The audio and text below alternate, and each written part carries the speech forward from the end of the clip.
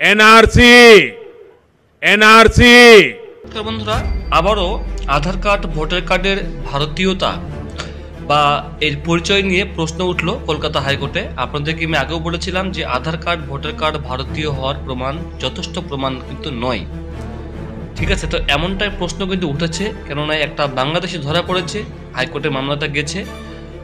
NRC যে শুরু হবে তার এটাই ভিত্তিতে হবে যে আপনার কত সালে আপনি এখানে থাকছেন এবং কত সাল থেকে আপনার এখানে প্রমাণপত্র রয়েছে। এই সমস্ত কিছুর ভিত্তিতেই আপনাকে এনআরসিতে নাম তুলতে গেলে বিভিন্নভাবে বিভিন্ন রকম আপনাকে নথি ডকুমেন্ট জমা করতে হবে। তাছাড়া আপনাকে যেমন অনেক জায়গায় আপনারা খবর পেয়েছেন, আসামে বা পশ্চিমবাংলায় অনেক মানুষ আত্মহত্যা করেছে বা আপনি অনেক প্রবলেমও পড়তে পারেন। অনেক লোক ডিটেনশন ক্যাম্পে রয়েছে। আসামে এতগুলো মানুষ এখনও রয়েছে, সেটা সঠিক তথ্য কিন্তু এখন পর্যন্ত দেওয়া হয়নি গভর্নমেন্টের তরফ থেকে। অর্থাৎ আসাম সরকার এখনও পর্যন্ত সঠিক তথ্য দেয়নি যে অ্যাকচুয়ালি কতজন হিন্দু আসামে একটি ডিটেনশন ক্যাম্পে রয়েছে। একটি নয়, বহু ক্যাম্পই রয়েছে সেখানে। তো বিভিন্ন রকম খবর আসে, কিন্তু সঠিক তথ্য কারো কাছে জানা কিন্তু নেই।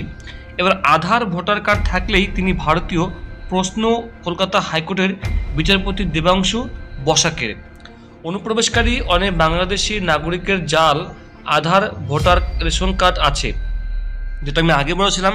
সীমান্তবর্তী এলাকা বা পশ্চিমবাংলার বিভিন্ন আনাচে কানাচে বা খুদ যে কলকাতা, সেই কলকাতাতেও কিন্তু বন্ধুরা অনেক বাংলাদেশি, মুসলিম আর হিন্দু মিলে কিন্তু রয়েছেন, যেটা আমি আগে বলেছিলাম। জাল পাসপোর্টের কারণে ধরা পড়েছেন।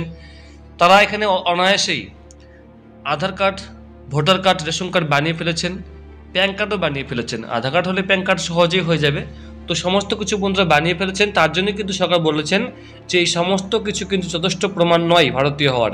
তাই আপনারা দেখবেন যে আধার কার্ডে প্রথমেই দেখবেন লেখা রয়েছে যে আধার শুধুমাত্র পরিচয় প্রমাণ, কোনো ভারতীয় হওয়ার প্রমাণ করে না বা জন্মেরও প্রমাণ করে না। তাই আপনি যে আধার কার্ডটা নিয়ে, যদিও একটি বহু প্রচলিত একটি কার্ড এটা, তবে এই আধার কার্ডে কোনো ভ্যালিডিটি নেই, কোনোভাবেই কিন্তু এটা কিন্তু মান্যতা পায় না। শুধুমাত্র পরিচয় হিসেবে আপনি কিন্তু এটা এই আধার কার্ডটা ব্যবহার করতে পারবেন। ঠিক আছে, এটা কিন্তু বন্ধুরা বলা হয়েছে।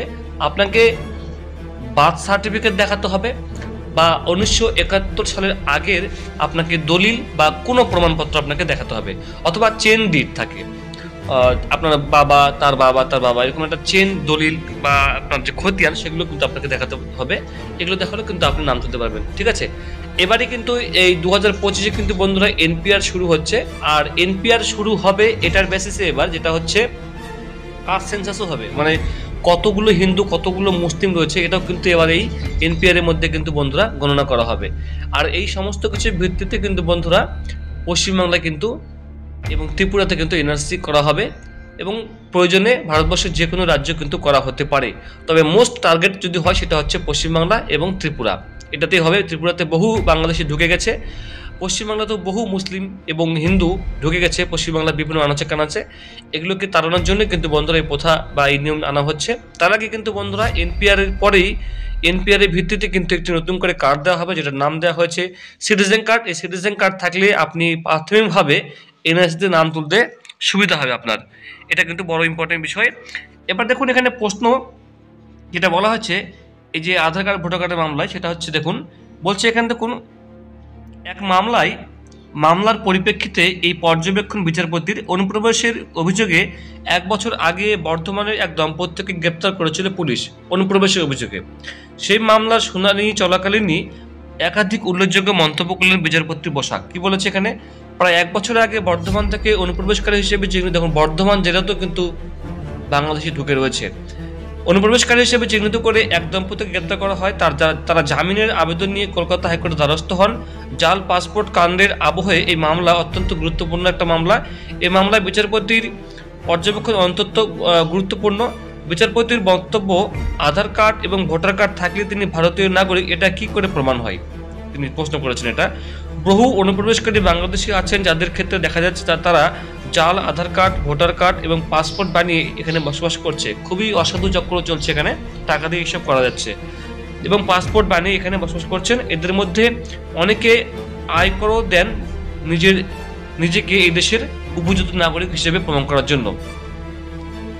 ফলে তারা যে দাবি করেছেন যে তারা এদেশের নাগরিক এবং তাদের সঠিক পাসপোর্ট রয়েছে, সেটা নিয়েই বিচারপতি দেবাংশু বসাক প্রশ্ন তুলেছেন। এর পাশাপাশি তিনি এও বলেছেন যে আমেরিকার ক্ষেত্রে এরকম দেখা যাচ্ছে বহু ক্ষেত্রে, সে কারণেই আমেরিকায় সে সমস্ত ব্যক্তিকে চিহ্নিত করে সেখান থেকে তাদেরকে বের করে দেওয়া হচ্ছে। ফলে জামিনের জন্য যে আবেদন কলকাতা হাইকোর্টে এই দম্পতি জমা করেছিলেন, সেই আবেদন খারিজ করে এই মামলা নিষ্পত্তি করা হয়েছে, মানে এটা এই মান্যতা দেওয়া হয়নি। বাংলাদেশের রাজনৈতিক অস্থিরতার সঙ্গে সঙ্গে এদেশের একের পর এক অনুপ্রবেশের চেষ্টার ঘটনা সামনে এসেছে। বাংলাদেশ থেকে অবৈধভাবে এসেছে বহু অনুপ্রবেশকারীকে পাকড়াও করা হয়েছে। রাজ্যেও ছাড়িয়ে দেশের বিভিন্ন জায়গাতেও এই অনুপ্রবেশের সমস্যা দেখা দিয়েছে, যা রীতিমতো চিন্তার কারণ হয়েছে পুলিশ প্রশাসনের কাছে। তো বন্ধুরা, আরও আছে খবর, আমি পরবর্তী ভিডিও নিয়ে আসছি। কী কী ডকুমেন্ট থাকলে আপনি ভারতীয় নাগরিক, এবার কিন্তু আপনি কোর্টে গেলেও কিন্তু বাঁচবেন না, তাই এখনই শক্তপোক্ত কমরটা বেঁধে নিন। তাই প্রমাণ জোগাড় করা শুরু করে দিন। এনআরসি যে কোনো মুহূর্তে শুরু হয়ে যাবে, কারণ এনআরসি স্টেপ কিন্তু সরকার নিয়ে নিয়েছে। সিএএ চালু হয়ে গেছে, এবার এনপিআর শুরু হবে, সিটিজেন কার্ড বানানো হবে, সমস্ত কিছু বন্ধুরা স্টেপ বাই স্টেপ হবে।